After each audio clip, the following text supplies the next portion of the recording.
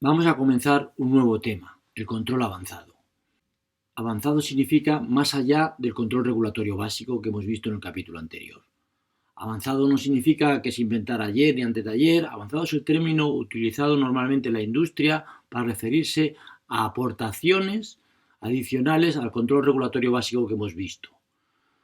Vamos a ver unas cuantas de estas aportaciones, que son el control en cascada, el control feed-forward o control anticipativo, un control especial para sistemas con grandes tiempos muertos, que también es aplicable para sistemas con respuesta inversa, y el control selectivo. Todas estas estructuras de control están dentro de lo que se denomina control avanzado de procesos.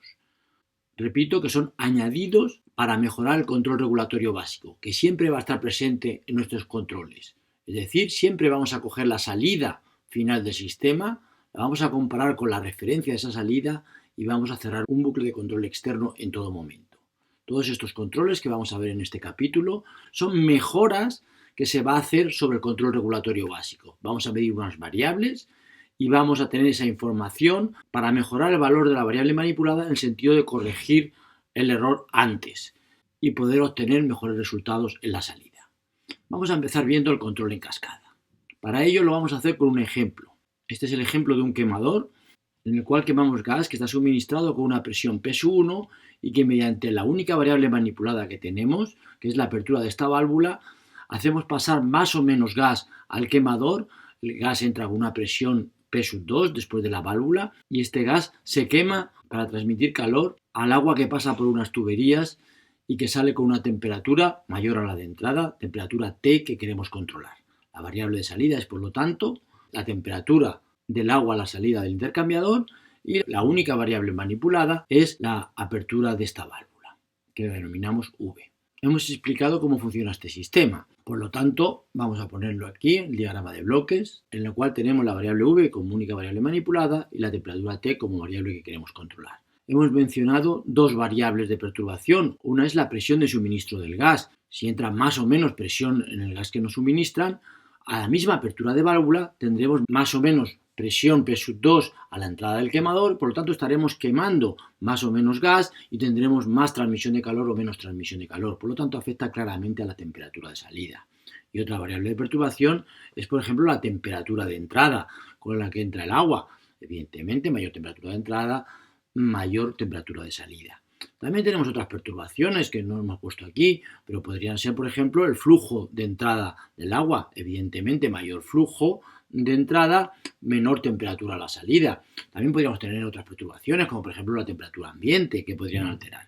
Vamos a fijarnos en algunas de las perturbaciones, concretamente en estas dos que hemos puesto aquí, y vamos a ver cómo intentamos minimizar el efecto de estas perturbaciones sobre la salida. Evidentemente, para controlar la temperatura T, lo que tenemos que hacer es cerrar un bucle de control de los que hemos visto, control regulatorio básico, es decir, medir la temperatura T, compararla con la de referencia y aplicar un controlador PID de los que hemos visto. Si representamos este esquema de control con la formulación P&I, Pipe and Instrumentation, con la nomenclatura de la ISA, pues tendremos esto de aquí, es decir, que lo que hacemos es medir la temperatura, pasarla por un sensor de temperatura, temperatura transmitter, TT, que da esa información a nuestro controlador y el controlador compara la temperatura medida con la temperatura de referencia en un temperature controller que genera a su vez el valor de la señal manipulada, que es la apertura de la válvula, con la cual controlamos la cantidad de gas que quemamos y por lo tanto la transmisión de calor y por lo tanto la temperatura de salida. Vamos a ver ahora el efecto de la perturbación P sub 1 sobre la salida. P sub 1 es la presión de suministro de gas, que como hemos dicho lo primero que hace es alterar la presión P sub 2 de cantidad de gas que quemamos en el quemador y que altera posteriormente a la temperatura de salida. Cuando la temperatura de salida es alterada, el controlador PID se encarga de generar un nuevo valor de la variable manipulada, es decir, la apertura de la válvula. Pero ¿podríamos mejorar este control? ¿Podría el valor de la válvula V actuar más deprisa para corregir esta perturbación? Pues la respuesta es sí, siempre y cuando tengamos acceso a la variable intermedia P sub 2. La variable intermedia P sub 2 no queremos que varíe sobre el punto de funcionamiento. Queremos que P sub 1 no altere a P sub 2. ¿Por qué? Porque P sub 2 a la larga va a alterar nuestra variable de salida T. Por lo tanto, querríamos conseguir que P sub 2 no se alterara. Y eso lo podemos hacer cerrando un bucle de control de la P sub 2. Es decir, podríamos hacer lo que vamos a ver ahora, comparar la P sub 2 con una P2 de referencia y cerrar un bucle de control de la P2. Un bucle de control que, repito, está controlando esta variable intermedia P2 y lo está controlando con la única variable manipulada que tenemos, que es la apertura de la válvula. Fijémonos que el bucle externo de control sigue existiendo, es decir, estamos controlando la P2 en el momento que se altera, pero si por cualquier circunstancia, por ejemplo por la otra perturbación o por inexactitudes del modelo, la temperatura no es la temperatura de referencia, pues evidentemente tenemos que cerrar el bucle externo de control, o seguimos teniendo que cerrarlo. Vemos una diferencia importante entre la figura anterior, esta de aquí, en la cual el controlador genera apertura de válvula porque está controlando este sistema, pero ahora el controlador no genera apertura de válvula, sino el controlador ¿qué genera? Como se ve aquí, lo que estamos haciendo es midiendo la variable intermedia P2, por lo tanto este controlador debe generar el valor de referencia de la P2. Es decir, está generando una cosa distinta a la que generaba antes. Y ahora este controlador de aquí, externo, no controla el sistema compuesto por la válvula y el quemador y el intercambiador. Controla otra cosa, controla un sistema que empieza aquí, incluye todo esto, es decir, incluye un sistema de control más el sistema físico y acaba aquí en la temperatura de salida. Es muy importante ver cuándo esto tiene sentido, cuándo debemos utilizar nuestro control en cascada. Lo debemos utilizar cuando hay una variable intermedia que podamos medir, que esa variable intermedia quede afectada de forma rápida por una perturbación y que luego a la larga afecte a la salida. Ya hay un controlador externo que se encarga de controlar la salida, pero antes de que esa variable intermedia afecte a la salida, hay otro controlador interno que se encarga de que esa variable intermedia no se mueva sobre su punto nominal de funcionamiento. Es decir, que el control en cascada lo utilizaremos cuando haya variable intermedia que podamos medir, cuando esa variable intermedia se altere de forma rápida con una variable de perturbación y cuando esa variable intermedia tarde más tiempo, de una forma más lenta, en afectar a la salida. Evidentemente, cuando hablamos de rápido y lento, nos referimos comparativamente uno con el otro. Es decir, la acción de la variable de perturbación sobre la variable intermedia y la acción de la variable manipulada sobre la variable intermedia deben de ser rápidas para poder corregir la variación de la variable intermedia, mientras que esta variable intermedia va a ser más lenta comparativamente con la variable de salida. Esto que hemos descrito en este bloque de control lo podemos representar también en el sistema P&I, es decir, que aquí tenemos un controlador externo que controla la temperatura y que ahora, en vez de generar el valor de la variable manipulada de la apertura de la válvula, lo que va a generar es una referencia a la cantidad de gas que va a pasar. Es decir, que este controlador externo genera la referencia del flujo del gas que queremos quemar, la compara con el flujo real que está pasando y si hay error, si hay diferencia, lo que hace es generar la apertura de la válvula que consigue ese flujo. Este es un bucle de control que vamos a denominar bucle de control interno y este es el bucle de control externo. Aquí lo vemos en la representación de bloques. Bucle de control interno, bucle de control externo. Controlador interno, controlador externo. Controlador esclavo, CS, controlador esclavo, o controlador maestro, CM, controlador maestro. Su controlador externo, maestro o del primario. Y este es el controlador interno, esclavo o de control secundario. Esa estructura que hemos visto aquí de control en cascada o control anidado es muy típica cuando se cumplen las condiciones que hemos mencionado. Uno de los sitios donde más se utiliza este control de cascada es para controlar flujos de variables mediante el comando de apertura de las válvulas. En ejercicios anteriores hemos utilizado como variable manipulada de forma muy normal los flujos en los depósitos. Pues bien, los flujos en los depósitos normalmente se determinan mediante las aperturas de las válvulas. Y como ya hemos visto, si la presión de suministro del agua es constante y la presión con que cae el agua dentro del depósito es también constante, por ejemplo la presión atmosférica, pues entonces es equivalente a hablar de apertura de válvula a hablar de flujo. Es lo mismo que la variable manipulada sea la apertura de válvula que sea el flujo. Pero si la presión de suministro puede no ser constante, como es este ejemplo de aquí, pues entonces no es lo mismo hablar de apertura de válvula que hablar de flujo que pasa por ahí. Es decir, es muy normal que nuestros controladores lo que generen sea el flujo que queremos que entren en los sistemas. Y luego hay otro controlador interno de más bajo nivel que se dedica a garantizar que ese flujo sea realmente el que pasa. Es decir, que hay un control interno como el que estamos viendo aquí, que convierte ese flujo de referencia que queremos que pase, que el controlador de alto nivel le está dando como referencia de flujo, lo convierte en un flujo real que realmente está pasando ahí mediante la variable manipulada apertura de válvula. Y esta es una estructura que veremos en muchos casos en la industria. Es decir, los controladores de alto nivel dan valores de los flujos que se quieren que se pasen y luego hay otros controladores de bajo nivel que dan las aperturas de válvula. Esta estructura que hemos visto en este ejemplo del control en cascada la vamos a generalizar en la siguiente diapositiva. Es decir, nosotros tenemos nuestro sistema físico, este de aquí, en el cual tenemos una variable manipulada que altera a la variable de salida y una variable de perturbación que también altera la salida. Y la variable manipulada altera también una variable intermedia de forma rápida, que queda también alterada de forma rápida por la variable de perturbación y que de forma más lenta altera la salida. Entonces, en ese caso, aplicaremos lo que hemos visto en el ejemplo anterior. Aplicaremos el control en cascada. Aplicaremos un control de la variable intermedia más rápido y externamente aplicaremos un control de la variable de salida y que nos interesa controlar. Tal y como hemos comentado, esto tiene sentido cuando la variable intermedia que estamos controlando de forma inmediata se altera rápidamente con la perturbación y podemos controlarla rápidamente con la variable manipulada. Y eso de forma mucho más lenta afecta a la salida. Es decir, que el objetivo de este control en cascada es corregir perturbaciones dentro del lazo interno de control. Esto que hemos dicho está puesto en esta frase, que es que el lazo interno de control tiene una dinámica mucho más rápida que la del lazo externo. Y la característica principal que tiene es que corrige de forma rápida las perturbaciones dentro del lazo interno.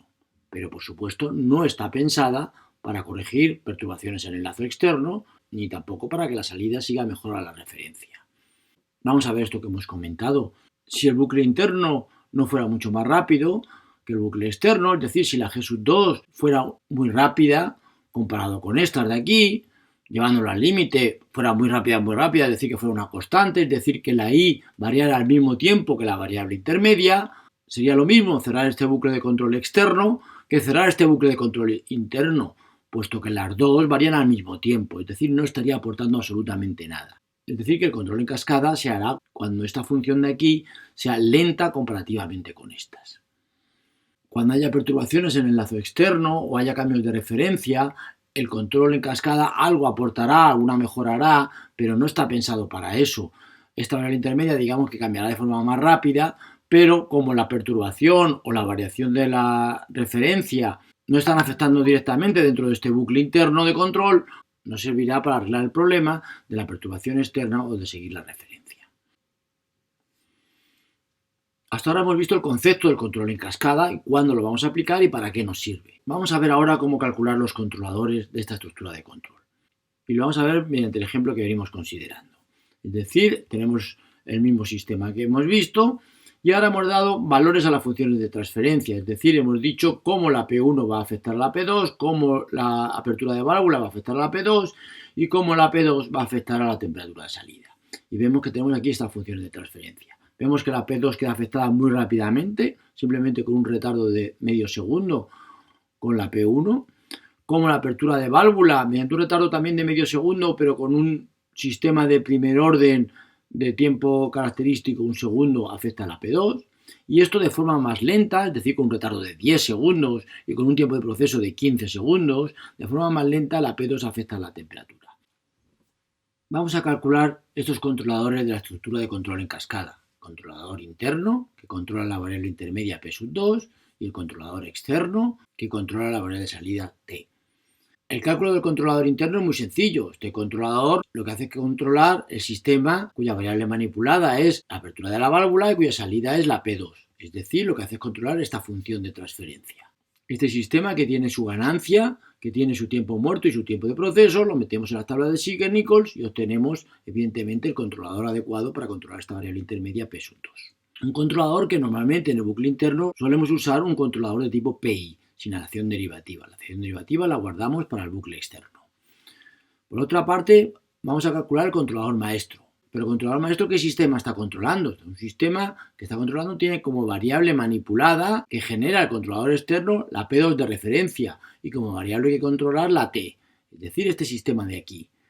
Es decir, un sistema que está compuesto primero por un bucle de control, este de aquí, interno, y después en serie con el quemador intercambiador que tiene esta función de transferencia.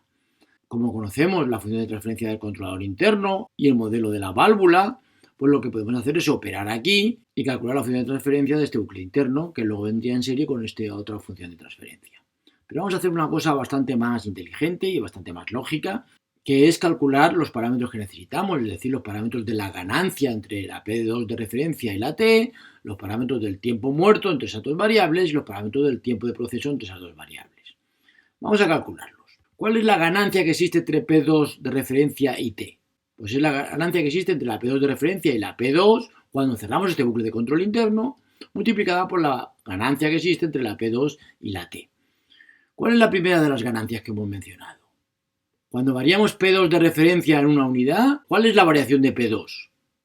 Pues evidentemente si hemos cerrado un bucle de control interno utilizando un PI, es decir, garantizando que no existe error en régimen permanente, ya sabemos que la P2 va a seguir exactamente a la P2 de referencia. Es decir, ya sabemos que la ganancia de este bucle interno va a ser 1. Luego lo que tenemos que hacer es multiplicar la ganancia de este bucle interno, que es 1, por la ganancia de esta función de transferencia, que es 0,3. Es decir, la ganancia es 0,3 total. ¿Cuál será el tiempo muerto entre estas dos variables?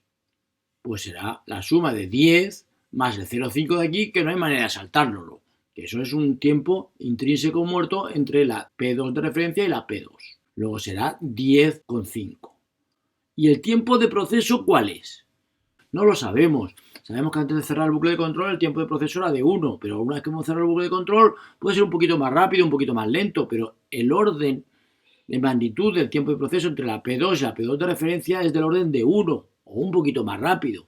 Pero comparado con 15, este tiempo de proceso de esta parte de aquí de la izquierda es despreciable respecto al tiempo de proceso lento del sistema de la derecha. Luego el tiempo de proceso total es aproximadamente 15. Ya tenemos los valores de la K del proceso, del tiempo muerto y del tiempo de proceso que vamos a introducir en las tablas de Chigurh-Nichols y que nos van a permitir calcular los valores de K sub C, de T sub I, de T sub D del bucle externo de control. Bueno, ya hemos sintonizado todos los controladores que aparecen en el control en cascada. Ahora lo que nos queda es ver si este control en cascada aporta mejoras o no respecto al control regulatorio básico. Para ello vamos a calcular cuáles son los parámetros del control regulatorio básico y vamos a comparar las variables de una estructura de control respecto de la otra. ¿Cuál es el control regulatorio básico? ¿Qué función de transferencia está controlando? El control regulatorio básico está controlando esta multiplicada por esta, es decir, una K sub P de 0,5 por 0,3, un tiempo muerto de 10,5 y un tiempo de proceso igualmente de aproximadamente 15. Esos son los valores que metemos en la tabla de Chigurh-Nichols y obtenemos los valores de la constante de proporcionalidad, integral y derivativa del control regulatorio básico.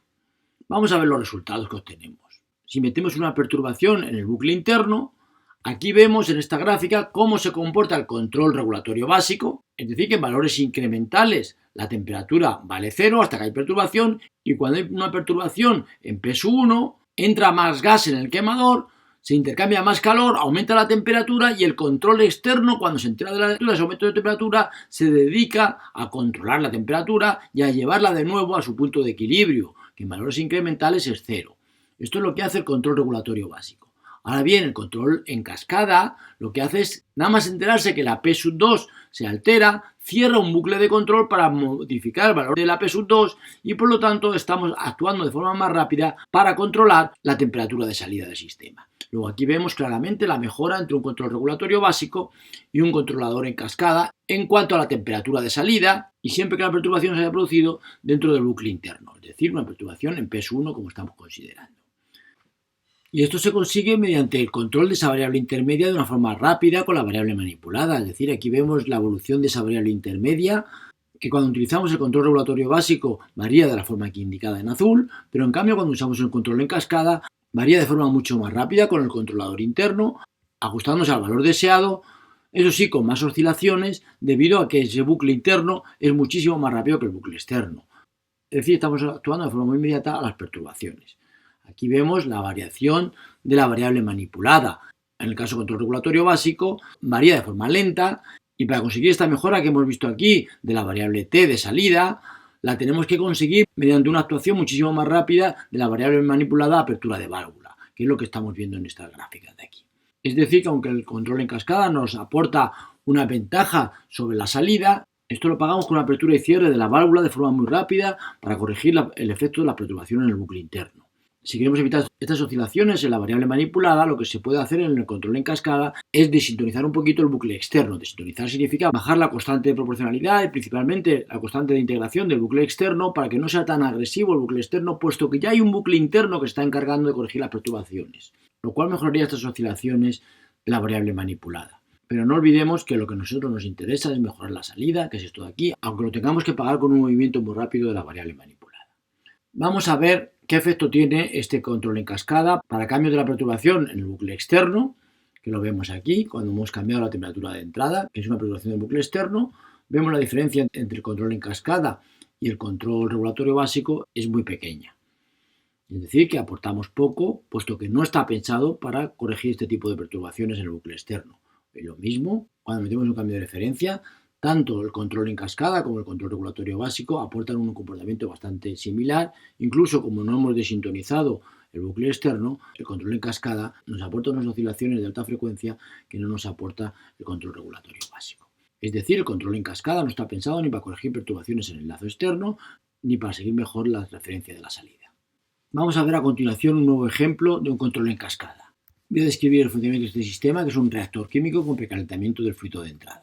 Es decir, tenemos un fluido que entra con una concentración de un determinado componente C sub A de entrada a una determinada temperatura y con un determinado flujo. Este fluido se calienta mediante un intercambiador de calor. La cantidad de flujo caliente que pasa por este intercambiador se determina mediante la variable manipulada apertura de esta válvula. Es decir, aquí tenemos una presión de calefactor con una determinada temperatura de calefactor y con esta válvula determinamos cuánto flujo pasa por este intercambiador de calor y por lo tanto la cantidad de calor que se transmite y por lo tanto estamos cambiando la temperatura de entrada al reactor químico y dependiendo de esa temperatura de entrada al reactor químico obtendremos más o menos reacción aquí dentro y por lo tanto obtendremos más o menos concentración del componente A a la salida. Es decir, que la variable que nos interesa controlar es la concentración de la componente A a la salida y eso lo hacemos con la única variable manipulada que tenemos, apertura de la válvula.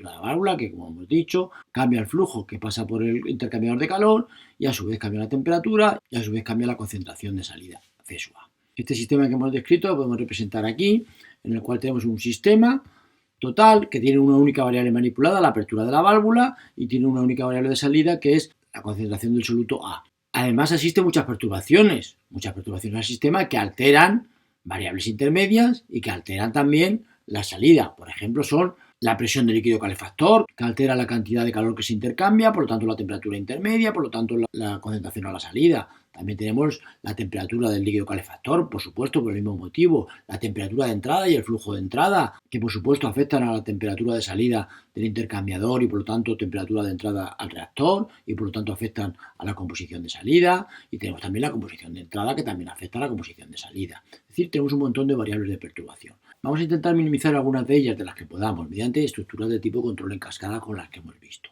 Lo primero de todo es poner un control regulatorio básico, el controlador externo a todo. Es decir, un controlador que lo que hace es medir la concentración de salida, average transmitted, lo mete en un average controller que compara el valor medido de la concentración con la concentración de referencia y lo que genera en principio es el valor de la apertura de la válvula, que a la larga lo que hace es corregir evidentemente esta concentración de salida.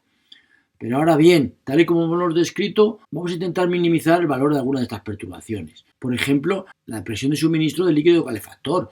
Esa presión de suministro altera el flujo que entra al intercambiador, que a su vez altera la cantidad de calor que intercambia y por lo tanto que altera la temperatura de entrada al reactor.